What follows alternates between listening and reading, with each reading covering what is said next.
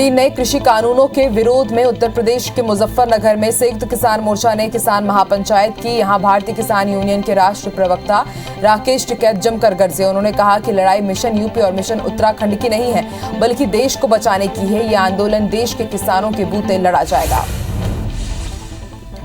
आगे राकेश टिकैत ने कहा कि हम वो नहीं हैं जो झोला उठाकर चल देंगे, आखिरी दम तक किसानों के साथ रहेंगे। किसानों के हक की लड़ाई के लिए हम हमेशा किसानों के साथ रहे हैं और मरते दम तक किसानों की लड़ाई लड़ेंगे।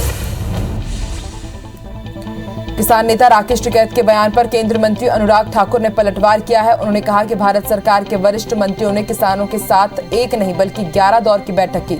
सरकार बातचीत के लिए हमेशा तैयार है, लेकिन कुछ लोग गलत सूचना फैलाकर किसानों को गुमराह कर रहे हैं।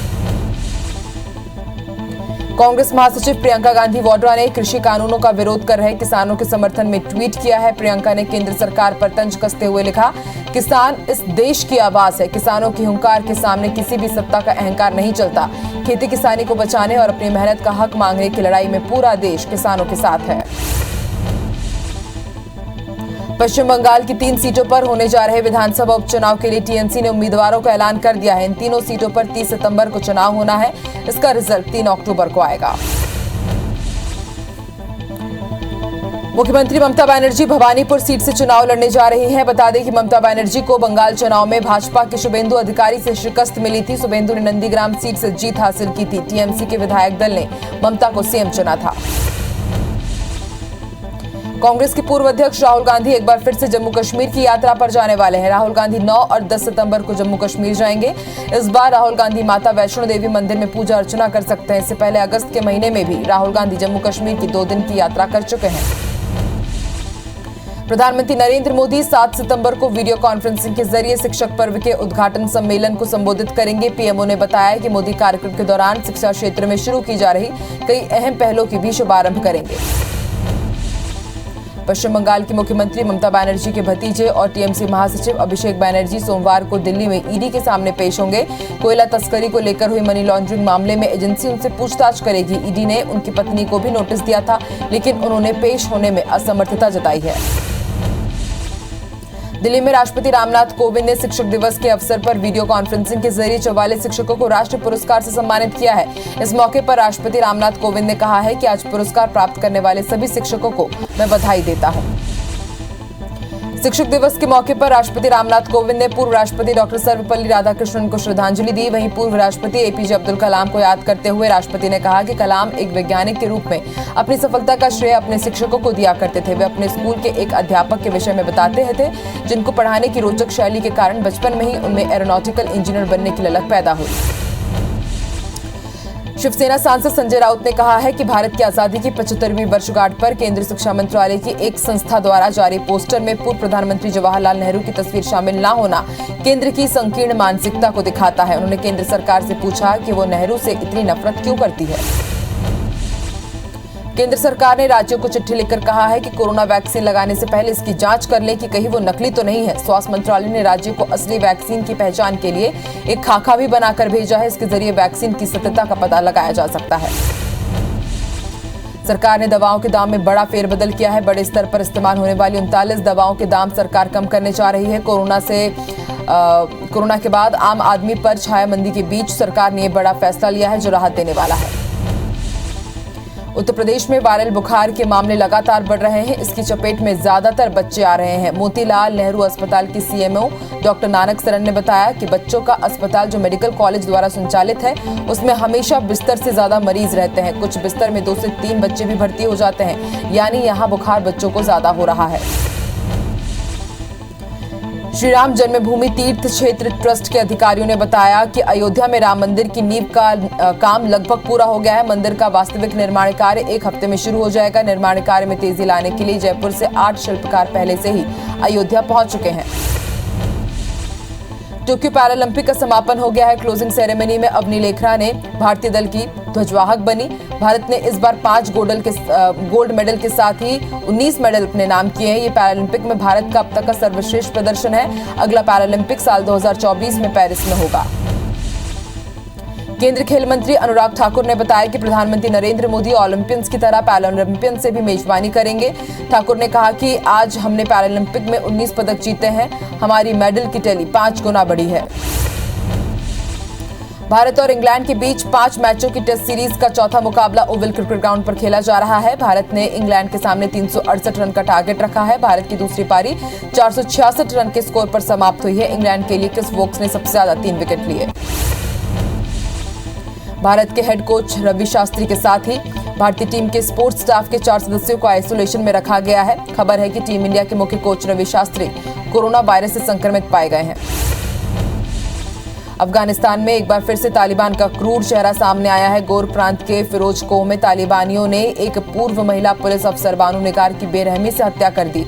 बताया जा रहा है कि बानू 8 महीने की प्रेग्नेंट भी थी। सीएम भूपेश बघेल आज शिक्षक दिवस के मौके पर रायपुर के आरडी तिवारी स्वामी आत्मानंद स्कूल में आयोजित शिक्षा मड़ई कार्यक्रम में पहुंचे। मुख्यमंत्री ने इस अवसर पर नए स्वरूप में आरडी तिवारी स्वामी आत्मानंद शासकीय उत्कृष्ट अंग्रेजी माध्यम स्कूल का लोकार्पण भी किया। इस मौके पर सीएम भूपेश बघेल ने वहां बच्चों से चर्चा कर उनकी पढ़ाई लिखाई की जानकारी भी ली। एमबीबीएस के छात्रों को आरएस के विचार पढ़ाए जाने को लेकर कांग्रेस एमएलए पीसी शर्मा का बयान सामने आया है। पीसी शर्मा ने फैसले पर तंज कसते हुए कहा कि एमबीबीएस पढ़ पर जग मुआ, डॉक्टर बने न को, 5-5 अक्षर हेडगेवार और दीनदयाल के पढ़े तो डॉक्टर हो। बीजेपी प्रदेश अध्यक्ष वीडी शर्मा ने कहा है कि जिन महापुरुषों ने देश के लिए कुछ किया है और जो देश के लिए प्रेरणा है, उनके पाठ को पढ़ाना अनिवार्य होना चाहिए। वीडी शर्मा ने कांग्रेस पर निशाना साधते हुए कहा कि कांग्रेस ने इतिहास को दबाने का काम किया है, इसलिए विरोध कर रही है। छत्तीसगढ़ महिला आयोग कार्यालय में डॉक्टर से मारपीट का मामला तूल पकड़ता जा रहा है। घटना को लेकर बीजेपी प्रदेश अध्यक्ष और भाजपा चिकित्सा प्रकोष्ठ के प्रदेश अध्यक्ष ने डॉक्टर मनोज लोहाटी से मुलाकात की है। मुलाकात के बाद विष्णुदेव साय ने कहा कि किरणमयी नायक के पीए ने डॉक्टर से आधे घंटे तक मारपीट की है। बीजेपी इसकी निंदा करती है। घटना की जांच के लिए राज्य सरकार कमेटी बनाए। मध्य प्रदेश के गृह मंत्री नरोत्तम मिश्रा 2 दिन के दतिया प्रवास पर है। प्रवास के दूसरे दिन योजनाओं के क्रियान्वयन के संबंध में आमजनों से उन्होंने चर्चा की। अधिकारियों के साथ पैदल चलकर दतिया बाजार का निरीक्षण भी किया। मध्य प्रदेश में शिक्षक दिवस के मौके पर कांग्रेस कार्यालय में एक कार्यक्रम आयोजित किया गया। राज्यसभा सांसद दिग्विजय सिंह ने कार्यक्रम को संबोधित किया। इस दौरान दिग्विजय सिंह ने बिना नाम लिए बीजेपी पर जमकर निशाना साधा। उन्होंने कहा कि आजादी की लड़ाई का इतिहास वो लोग समाप्त कर रहे हैं जिनका आजादी की लड़ाई में कोई योगदान नहीं था। मध्य प्रदेश में कांग्रेस खंडवा उपचुनाव की तैयारियां तेज कर चुकी है। सोमवार को कमलनाथ बड़वानी में आदिवासी सभा को संबोधित करेंगे और आदिवासी अधिकार यात्रा में भी शामिल होंगे। इसके पहले कमलनाथ ने नेमावर में हुई आदिवासी परिवार के नरसंहार के मामले में सीबीआई की जांच की मांग की है। बीजेपी प्रभारी डी पुरंदेश्वरी के बयान को लेकर आज कांग्रेस के रायपुर जिला शहर और ग्रामीण संगठन के पदाधिकारियों ने विरोध प्रदर्शन किया। कांग्रेस ने कहा है कि पुरंदेश्वरी के बयान से स्पष्ट हो गया है कि छत्तीसगढ़ में बीजेपी किसान हितैषी कांग्रेस सरकार से परेशान हो गई है। रायपुर में कोरोना योद्धाओं के प्रदर्शन का आज 13वां दिन है। कोरोना योद्धा सेवा अवधि बढ़ाने और नियमितीकरण की मांग को लेकर प्रदर्शन कर रहे हैं। प्रदर्शनकारी अपनी बात शासन तक पहुंचाने के लिए खून से सीएम भूपेश बघेल और स्वास्थ्य मंत्री को पत्र लिख चुके हैं। पत्र में सेवा अवधि और नियमितीकरण करने की मांग की गई है। सरायपाली में आज बीजेपी जिला अध्यक्ष रूप कुमारी चौधरी ने प्रेस कॉन्फ्रेंस की और बीजेपी प्रदेश प्रभारी डी पुरंदेश्वरी के बयान को लेकर कांग्रेस पर तोड़ मरोड़ कर पेश करने के लिए और बीजेपी को बदनाम करने का आरोप लगाया। इंदौर में आज आम आदमी पार्टी के सैकड़ों कार्यकर्ताओं ने सद्भावना यात्रा निकाली और राजवाड़ा पहुंचकर मां अहिल्या की प्रतिमा पर माल्यार्पण किया। इस दौरान कार्यकर्ताओं ने बढ़ती महंगाई को लेकर बीजेपी और कांग्रेस को आड़े हाथों लिया और आने वाले समय में उग्र आंदोलन की चेतावनी भी दी। एमपी बोर्ड की 10वीं और 12वीं की परीक्षा विशेष परीक्षा कल यानी कि 6 सितंबर से शुरू हो रही है। 10वीं की परीक्षा 15 सितंबर और 12वीं की परीक्षा 21 सितंबर तक चलेगी। ये परीक्षा इस साल के फॉर्मूला परिणाम से नाखुश छात्रों के लिए आयोजित की जा रही है। ग्वालियर में मुरैना के सुमावली से कांग्रेस विधायक अजब सिंह कुशवाहा के खिलाफ जमीन के नाम पर धोखाधड़ी करने का मामला दर्ज हुआ है। आरोपी के विधायक समेत उनके 5 रिश्तेदारों ने मिलकर 46,000 वर्ग फुट जमीन का सौदा किया था, जिसके 1,86 लाख रुपए लेने के बाद भी जमीन का कब्जा नहीं दिया गया। बस्तर जिले के प्रख्यात civil surgeon doctor Vivek Joshi का रायपुर में इलाज के दौरान निधन हो गया। 30 अगस्त को दिल का दौरा पड़ने की वजह से उन्हें अस्पताल में भर्ती कराया गया था, लेकिन तबियत में सुधार नहीं होने पर उन्हें गंभीर स्थिति में रायपुर रेफर कर दिया गया। शिवपुरी की कोतवाली पुलिस ने राठौर मोहल्ले में हुए एक अंधे कत्ल का खुलासा किया है। साथ ही हत्या के आरोप में मृतक के दूर के भांजी को गिरफ्तार किया गया है। आरोपी ने 15,000 रुपए के लेन देन और पुराने विवाद को लेकर चाकू से गला रेत कर हत्या कर दी थी। राजनांदगांव में आपसी रंजिश के चलते एक युवक की चाकू मारकर हत्या कर दी गई, जिसकी सूचना मिलते ही पुलिस तत्काल मौके पर पहुंची और आरोपी उमेश सोनवानी को घेराबंदी कर पकड़ा गया। फिलहाल उसके खिलाफ हत्या का मामला दर्ज कर आगे की कार्रवाई की जा रही है। भोपाल के अशोका गार्डन इलाके में एक फाइनेंस कंपनी के कर्मचारी ने फांसी लगाकर खुदकुशी कर ली। सुसाइड से पहले उसने सोशल मीडिया पर 2 वीडियो पोस्ट किए, जिसमें युवक ने सीनियर पर प्रताड़ित करने का और फंसाने का आरोप लगाया है। फिलहाल पुलिस मामले की जांच कर रही है। भानपुरी पुलिस ने बाइक चोर गिरोह का पर्दाफाश किया है। साथ ही 7 सदस्यों को गिरफ्तार किया है, जिनसे चोरी की 3 बाइक भी बरामद की गई है। पुलिस आरोपियों से पूछताछ कर रही है, जिससे बाइक चोरी के कई बड़े खुलासे हो सकते हैं। कांकेर पुलिस ने बाइक में प्रेस लिखाकर लूट करने वाले रायपुर निवासी 2 आरोपियों को गिरफ्तार किया है। आरोपी आदतन अपराधी हैं, जो 31 अगस्त को कांकेर से रायपुर जा रहे ट्रक को रोककर 7,000 रुपए नगद और मोबाइल को लूट की वारदात को अंजाम दे चुके हैं। मामले में पुलिस साइबर सेल की मदद से दोनों आरोपियों को गिरफ्तार कर चुकी है। सरगुजा जिले की सीतापुर पुलिस ने निगरानीशुदा बदमाश रजनीश मिंज को गिरफ्तार किया है। आरोपी के खिलाफ 15 से ज्यादा मामले दर्ज हैं, जो हाल ही में पेरोल से जेल से छूटकर आया हुआ है और शहर के बीचों बीच तलवार लहराकर लोगों को डरा धमकाकर पैसों की वसूली कर रहा था। शिकायत पर पुलिस घेराबंदी कर आरोपी को गिरफ्तार कर चुकी है। सरगुजा जिले के पुलिस और राजस्व विभाग की टीम ने रेत माफिया पर कार्रवाई की। अलग अलग रेत घाटों से रेत का अवैध उत्खनन कर एक हाईवा, एक मिनी टिपर, 5 ट्रैक्टर सहित 7 रेत लोड वाहनों को जब्त किया गया है। वहीं तहसीलदार की माने तो जिले में कार्रवाई जारी है।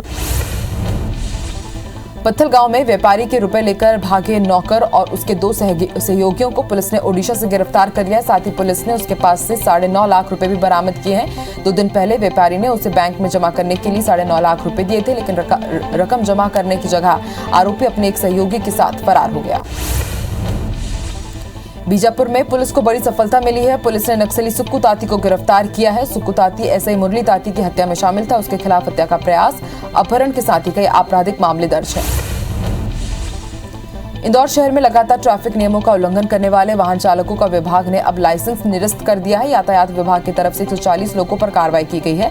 ट्रैफिक नियमों को तोड़ने वाले और RLVD कैमरों से चालान नहीं भरने वाले लोगों के खिलाफ ये कार्रवाई हुई है।